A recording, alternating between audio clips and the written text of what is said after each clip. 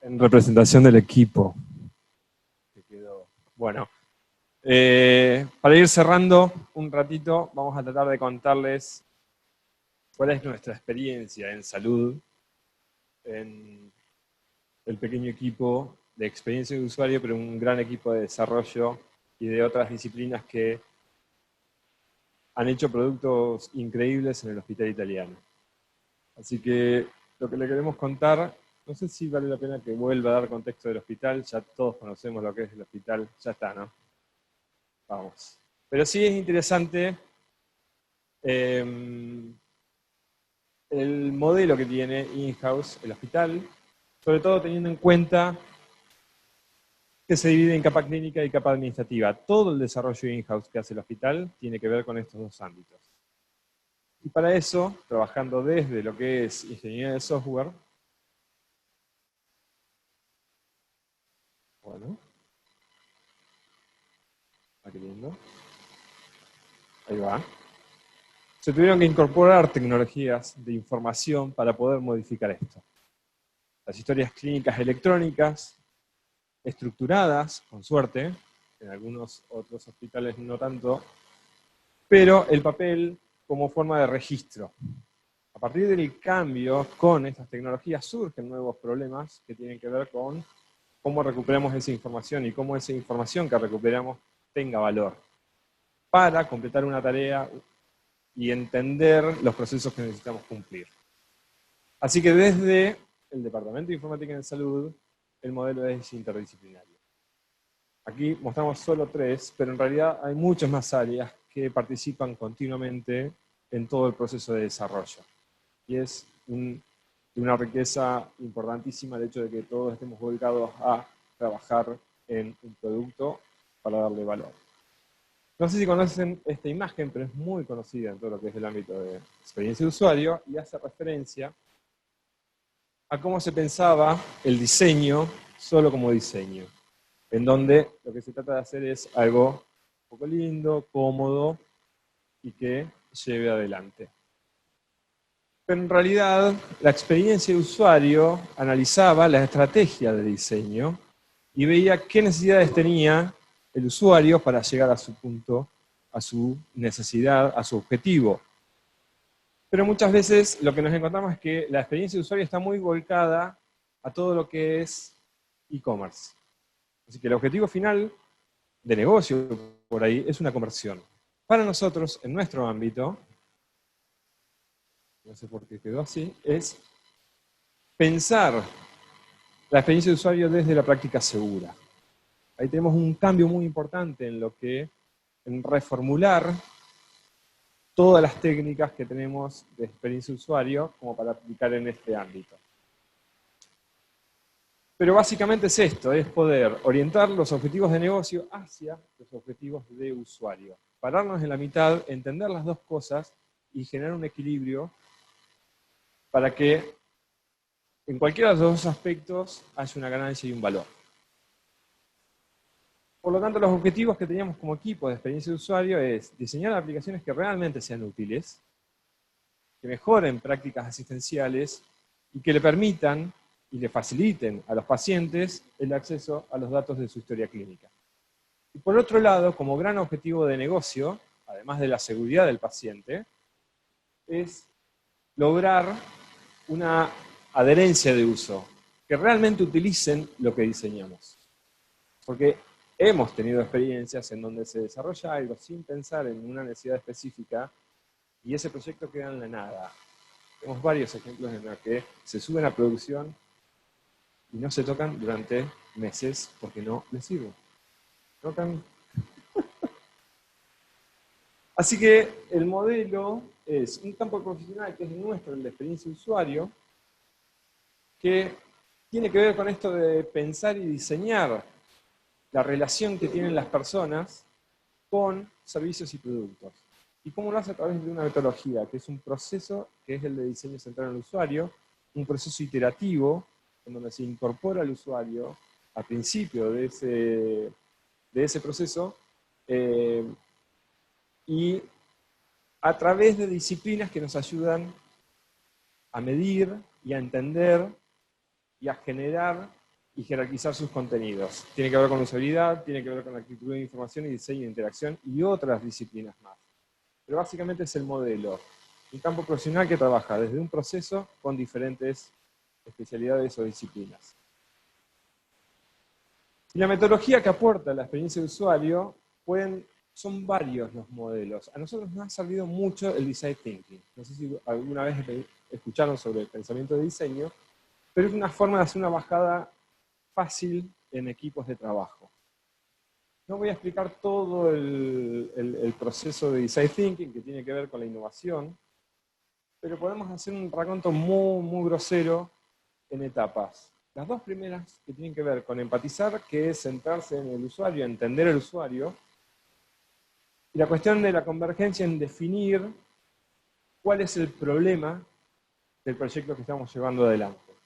Y luego una segunda etapa donde empezamos nuevamente una divergencia de ideas para llegar a concretar una posible solución, prototiparla, y por último, una evaluación con usuarios reales donde no tengamos necesidad de discutir el diseño, sino que hay una validación concreta por parte de los usuarios reales. ¿Qué hacíamos como equipo? ¿Qué hacemos como equipo? Desde la capacitación y facilitación, porque dentro del Departamento de Informática en Salud, como todos saben, hay una residencia de informática en salud donde profesionales asistenciales, desde médicos, enfermeras y otros profesionales más, inclusive ya hay sociólogos, psicólogos, etc., ayudamos a esa capacitación para que lleven adelante los proyectos, diseñen también y se conviertan en diseñadores de experiencia. Hacemos mucha investigación de usuarios. En estas capas tenemos la capa clínica muy concreta y tiene que ver no solo con profesionales asistenciales, sino también con pacientes. Muchos testeos de usabilidad y también el diseño e interacción de esas soluciones. Y las grandes dificultades que encontramos en este ámbito tienen que ver con la diversidad de usuarios. Los profesionales en cualquier ámbito tienen diferentes contextos y eso cambia rotundamente. No es lo mismo diseñar alguna solución para internación general de adultos que para neo.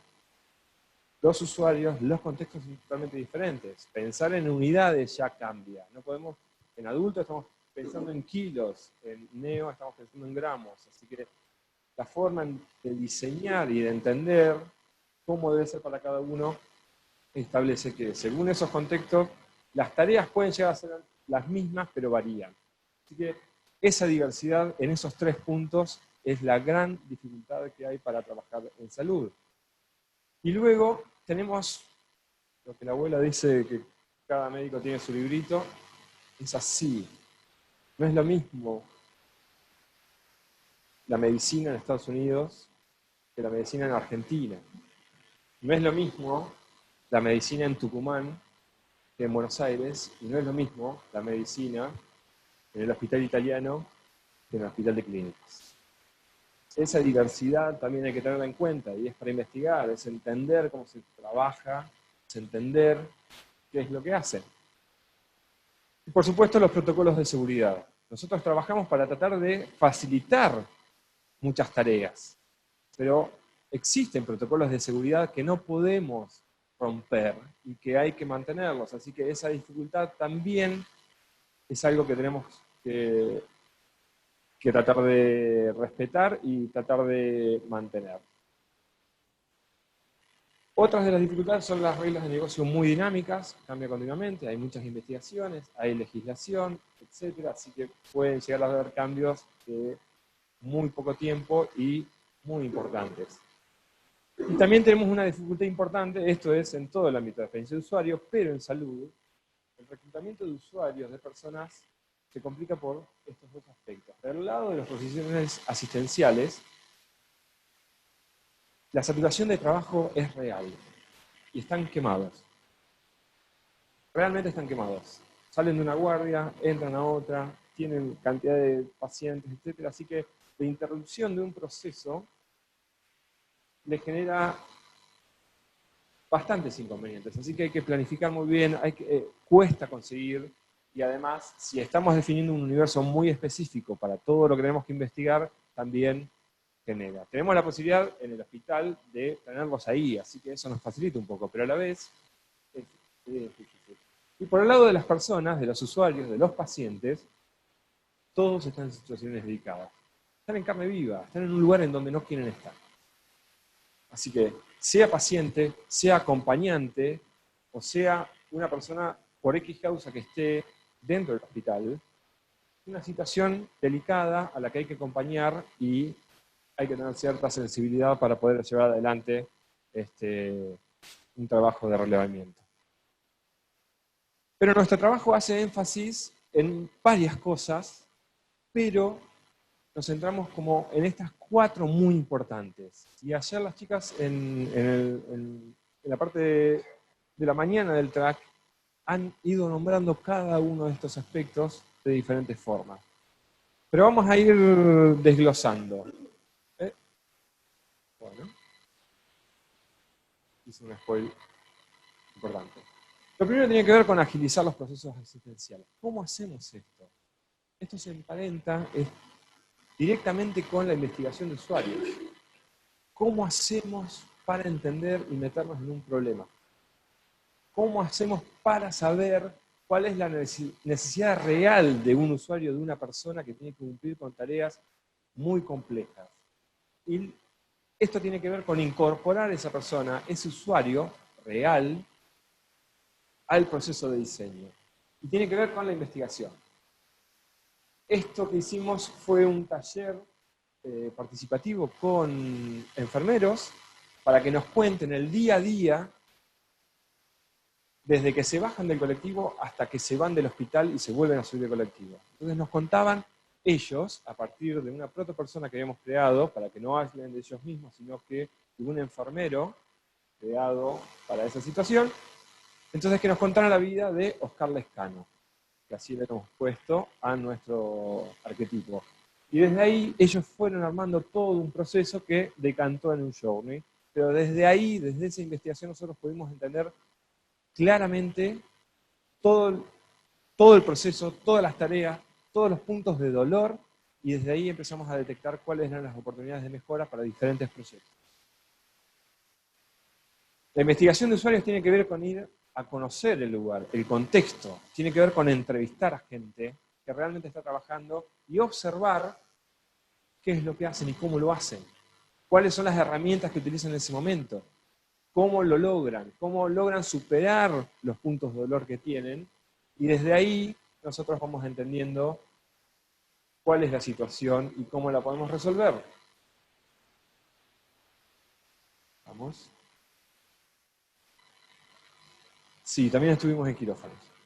4 horas y media en una operación, entendiendo el rol del anestesista al momento de hacer una intervención, para ver cómo se genera el registro en una ficha anestésica, para transformarlo en una ficha electrónica anestésica. Pero tuvimos que estar ahí, entender. Y lo que entendimos, y que fue muy, muy piola, fue saber que era una persona que era el primer contacto con el paciente, antes de entrar al quirófano, era el que lo dormía, y era el que lo iba a despertar y lo iba a contener. Inclusive antes de entrar al quirófano. No iba a ver a nadie más. Y esa persona tiene muy poco tiempo para interactuar con una herramienta de registro, porque está continuamente en un proceso de ingreso de fármacos, controlando signos vitales, etc. Así que en ese proyecto salió algo muy interesante. Lo que les decía, a partir de ese taller que hicimos con enfermeras y otras entrevistas, surgió lo que es el Journey Map, este mapeo de todo el proceso de llegada, y hasta detectábamos inclusive esto, que tenían problemas con la gente de seguridad porque los revisaban, todo. Conocíamos, nos metíamos en todo el proyecto y en todo su proceso para diseñar lo que era el proceso de medicación. Y obviamente un pase de guardia como oportunidad, la valoración y ejecución que se terminó haciendo, notificaciones, etc. El show es mucho más largo, pero nos ayudó a entender muchísimo. Y las herramientas como estas, lo más importante para un equipo es esto, es que la visualización de este tipo de procesos logra conceptos abstractos sean visibles. La experiencia de usuario tiene que ver con esto, volver tangible algo que es imposible de ver. Y muchas veces, cuando uno está metido en esto, es un usuario, si no es un usuario, es un profesional que está trabajando, hay cosas que se naturalizan y quedan invisibles. Así que esta forma de investigar y esta forma de construir un mapeo ayuda a que sea visible algún problema que no estamos teniendo en cuenta o detectar una oportunidad o un hallazgo que es un insight. Otras dos cosas que hacemos énfasis tienen que ver con la reducción de errores. Cualquier cuestión que tenga que ver con un mal diseño puede provocar cuestiones nefastas. Puede morir alguien. Y eso está también directamente relacionado con la disminución del esfuerzo cognitivo. Si nosotros tenemos interfaces que tienen millones de cosas, la carga de la memoria, del trabajo, llega a una saturación rápida. Entonces necesitamos entender qué es lo primordial para tomar decisiones críticas en el momento, en tiempo y forma. Los ejemplos que tenemos tienen que ver con, antes, están atados estos a principios de diseño, que tiene que ver con las consistencias y los estándares. La gente entiende y ya tiene un conocimiento de ciertos elementos que vienen o provienen de experiencias previas con otras formas, con otros sistemas, con otras aplicaciones. Entonces nosotros debemos tomar esos patrones y reutilizarlos de la forma en que sea más útil para el usuario. El usuario detecte, esto es un botón A. Si voy a apretar este botón, yo sé lo que va a suceder después. Por lo tanto, eso hay que aprovecharlo. La prevención de errores tiene que ver con adelantarse al error, adelantarse al problema y generar acciones que confirmen previamente que te estás por equivocar. ¿Estás seguro que vas a hacer esto? Tampoco cada cosa que hagas tiene que saltar una ventana. Pero tenemos que remarcar de alguna forma cuestiones de dónde estoy parado, qué estoy haciendo, dónde está el foco, como para prevenir errores de que me estoy equivocando. Y tenemos muchos ejemplos.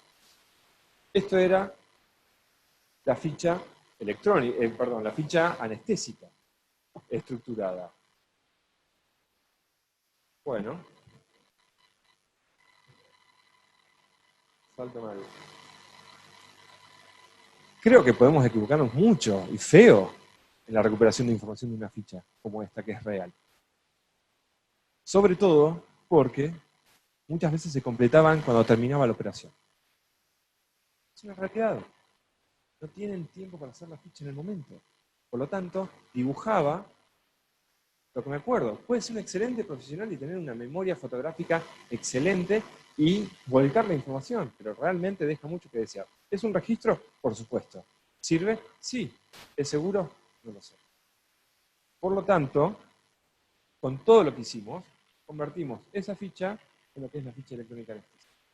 Es algo muy simple, una pantalla táctil, donde rápidamente el médico a un solo toque iba marcando hacia arriba el inicio de la anestesia, el inicio de los signos vitales, el inicio de la anestesia, y el registro era automático.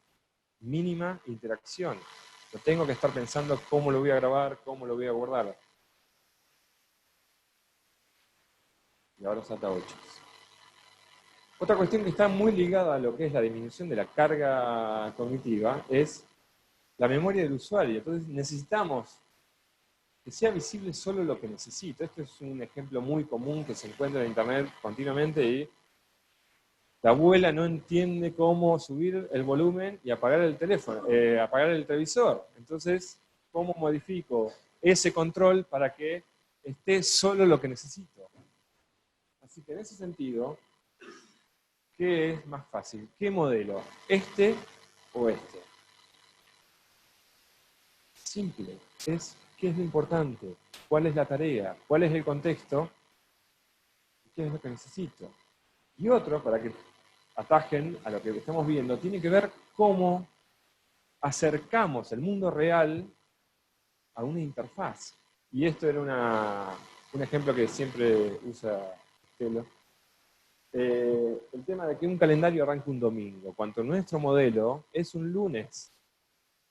Entonces, esta es la vieja ficha, ese es el viejo módulo de indicaciones farmacológicas. ¿Cómo lo ven? Bien, puede ser algo subjetivo eso, pero está cargadito. Pero lo peor de todo es que no hay ningún dato todavía. Perdón, me equivoco. Tenemos un dato. ¿Qué dice ahí?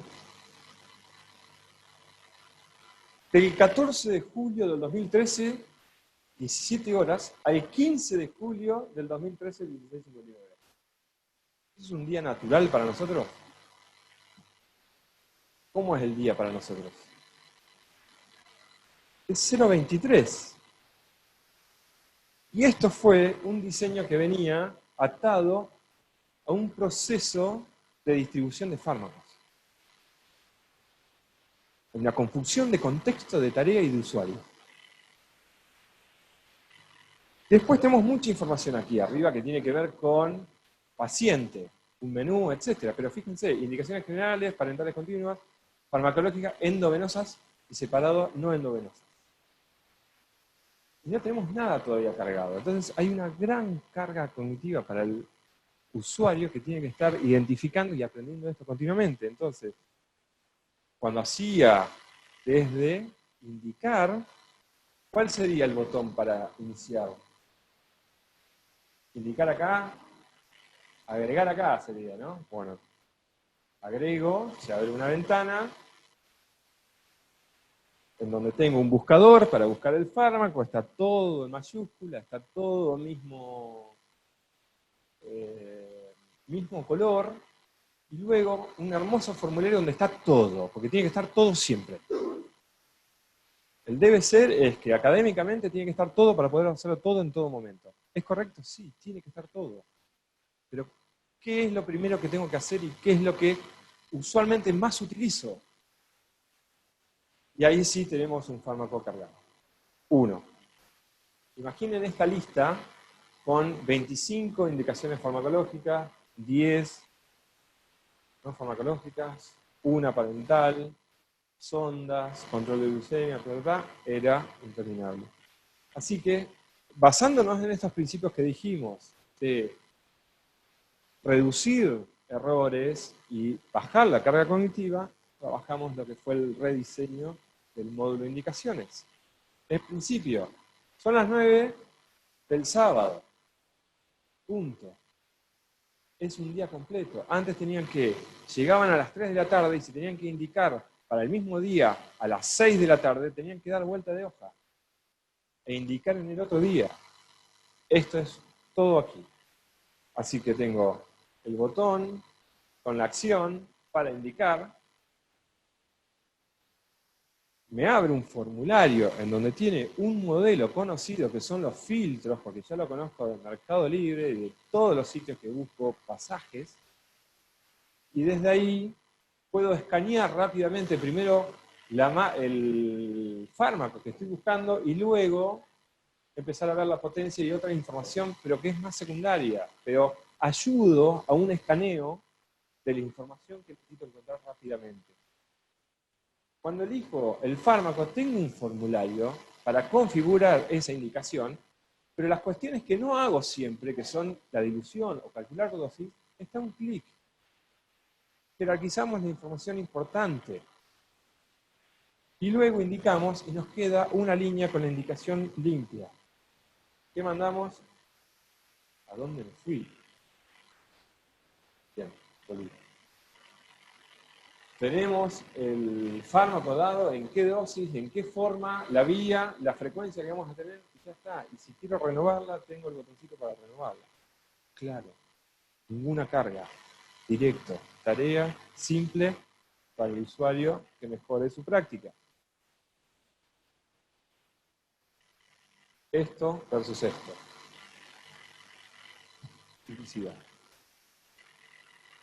Y por supuesto, necesitamos hacer una facilidad de aprendizaje. ¿Por qué? Somos un hospital escuela.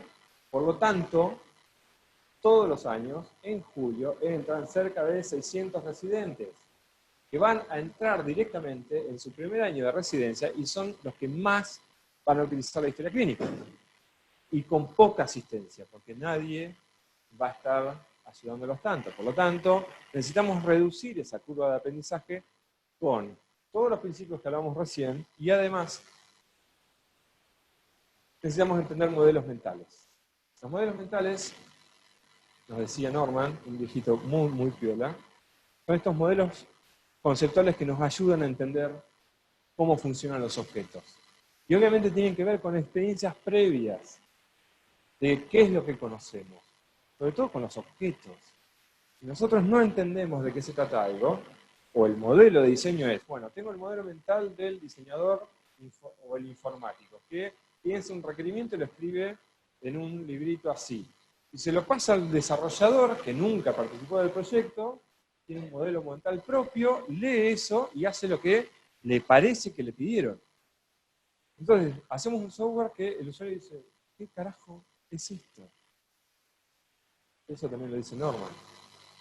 Entonces, si no entendemos los modelos mentales, va a ser muy difícil que se entienda rápidamente o se aprenda a usar enseguida una de esas herramientas que hacemos. Entonces, ¿cómo se logra entender un modelo mental? A través de testeos. Este es un modelo que hicimos para el dashboard de enfermería, el whiteboard de enfermería, donde dijimos, bueno, es una especie de curve sorting. Tienen toda esta información, ordénenla de la forma en que les parezca más adecuada. En base a varios testeos, entendimos el modelo. Para ese mismo whiteboard, necesitamos hacer un sistema iconográfico. Entonces necesitamos dibujar cosas que no se han dibujado antes o que son muy difíciles de simplificar o de sintetizar. Así que armamos un workshop de co-creación con enfermeras y nosotros también diseñadores y empezamos a trabajar en diferentes formas de representar el sistema iconográfico. Lo fuimos pegando, se tiraron varias opciones, se votaron y el resultado se llevó a una grilla de iconografía que es de Material Design y tuvimos un sistema iconográfico muy pregnante y muy reconocible. Pero lo bueno de todo esto es que se puede medir. No queda estrictamente en nuestra idea que, che, quedó lindo, vamos para adelante. No. La usabilidad es un atributo de calidad de un producto y es sencillamente eso, es qué tan fácil de usar es. Y para eso lo medimos de esta forma. Es una medida de calidad que es relativa. ¿Y qué tan fácil es para cada perfil de usuario? ¿Qué tan fácil es para el contexto de ese usuario? ¿Y qué tan fácil es para la tarea que tiene que hacer? Eso lo medimos. Hay una dimensión objetiva también con atributos, que es compuesta y tiene que ver con cómo lo medimos y es la eficacia, es binaria, es pudo hacerlo o no pudo hacerlo. Tiene que ver la eficiencia, bueno, ¿qué tan bien lo pudo hacer? ¿En cuánto tiempo? ¿Qué tan rápido?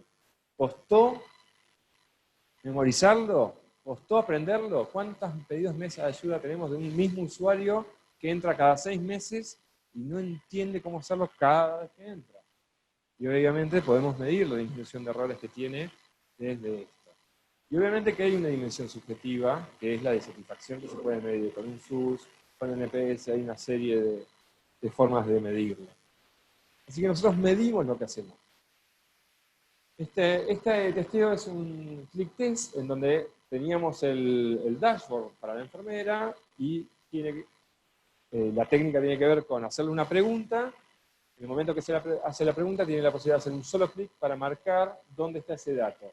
Y de esa forma podemos medir todo esto que estamos hablando de los atributos de usabilidad. Hacemos un heatmap donde un mapeo de calor en donde está cada uno de los resultados para sacar conclusiones y obviamente métricas de cuánto tardó en cada uno de los elementos. Y ahí podemos hacer comparaciones entre lo que se espera, el tiempo posible y el real. Otra forma de testeo de usabilidad tiene que ver con el testeo de prototipos en baja, porque lo potente de esta técnica de prototipar en papel tiene que ver con equivocarse rápido y barato. No desarrollamos nada y lo testeamos. sino que lo dibujamos y lo testeamos. Y esto sería el resultado final de esa aplicación que estábamos testeando. Pero antes de eso, dijimos, esto funciona. Llegamos a desarrollar algo que realmente tiene un uso y fue importante. Desde los aportes de IBEX, pensamos que del lado del paciente, tenemos que entender que hay sanos y enfermos, pero que el gran denominador común es el de pacientes sanos. Y muchas veces diseñamos para el paciente enfermo y no la pegamos, porque no es así. Sobran blancos, no hay información o estamos esperando que nos traigan información que no es adecuada. Tenemos que darle valor al usuario y muchas veces acá, desde la perspectiva del médico, que jugamos a enseñarle al paciente o educar al soberano. Y no es así. El usuario, si nosotros queremos que utilice una herramienta, el usuario tiene que encontrarle un valor para que pueda utilizarlo. Si no, no lo va a hacer. Y sabemos que, aunque estés enfermo, hay miles de problemas para seguir un tratamiento. Lo sabemos. Se sienten esclavos de un medicamento, de un fármaco, de lo que fuere. Imagínense en un shock, en una acción. No, vos tenés que usar esto. Me tenés que decir cada vez que tomás algo. No sé si lo vas a hacer. No sé si lo va a tomar. Y obviamente tiene que ser entendible. No podemos usar un lenguaje técnico porque no lo van a entender. Y lo otro es que tenemos que dar contención a partir del diseño. No podemos dar un informe en donde no se entienda nada en el resultado de un estudio y que no le demos ningún otro tipo de contexto para que entienda qué es lo que le estamos dando. Y desde los profesionales asistenciales tiene que ver con entender el problema. Muchas veces tienen tanto conocimiento del dominio que parece que no lo tienen. Naturalizan tantas cosas, o por ahí los desborda tanto la cantidad de variables y cuestiones que no terminan de entender todo el problema. Y lo que es importante y estar ligado a entender ese problema es justamente los procesos, las tareas y los contextos. Si nosotros no tenemos en claro esos tres elementos, va a ser muy difícil que la herramienta que diseñemos tenga un valor real. Nosotros como especialistas creemos que resolvemos esos problemas y además nos encanta transferir ese conocimiento. La idea es que cualquiera se puede transformar en un diseñador de experiencia y entender procesos para mejorarlos. Y todo esto viene desde la investigación de usuarios. Tenemos que revelar esos hallazgos y hacer un gran entendimiento de cuál es el problema. Muchas veces recibimos, y es muy característico, chicos, tienen que hacer esto. Y esta es la solución porque ya sabemos que esto funciona así. No, hay que volver para atrás, hay que realmente investigar, a ver si realmente ese es el problema, y a partir de ahí empezar a construir la solución.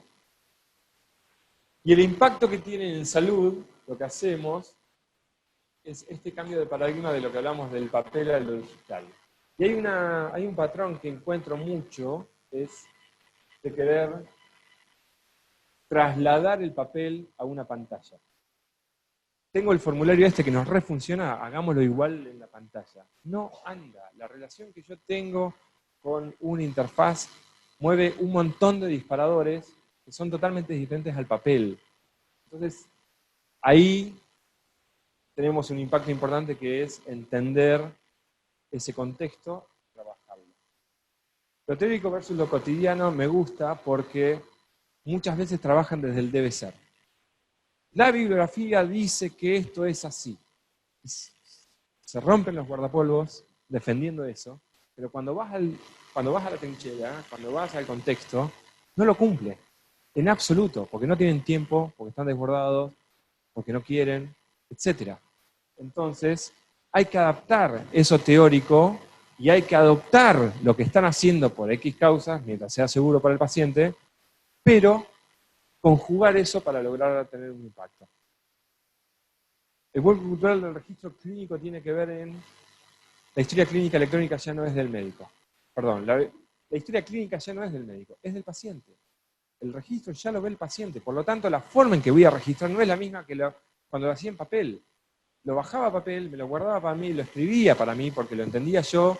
Después si piden la historia clínica, bueno, trabajamos nuevamente por eso. Y la transferencia del control tiene que ver con eso. Esto se ha hablado muchísimo aquí adentro, la transparencia del uso de tecnología, la protección de los datos, la interoperabilidad está cerca con 8 talleres afuera, lo van a entender mejor a él que a mí, con HL7. La potencialidad de trabajar interdisciplinariamente, entender que se hace mucho más fluido el trabajo y que además cualquier herramienta que sea sincrónica nos va a dar mucho más resultados y mucho más impacto en salud. Y obviamente que el alcance es para millones de personas. Y para cerrar, muy rápido, porque me está corriendo el señor aquí, hay un bonus track.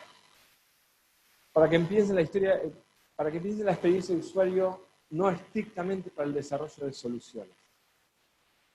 También podemos diseñar experiencias de aprendizaje. Y este año, por primera vez, aplicamos un modelo de Design Sprint para diseñar la inducción a los residentes. Aplicamos un Scope Canvas, que es una herramienta muy interesante, juntamos todo el equipo del departamento, participaron todas estas áreas,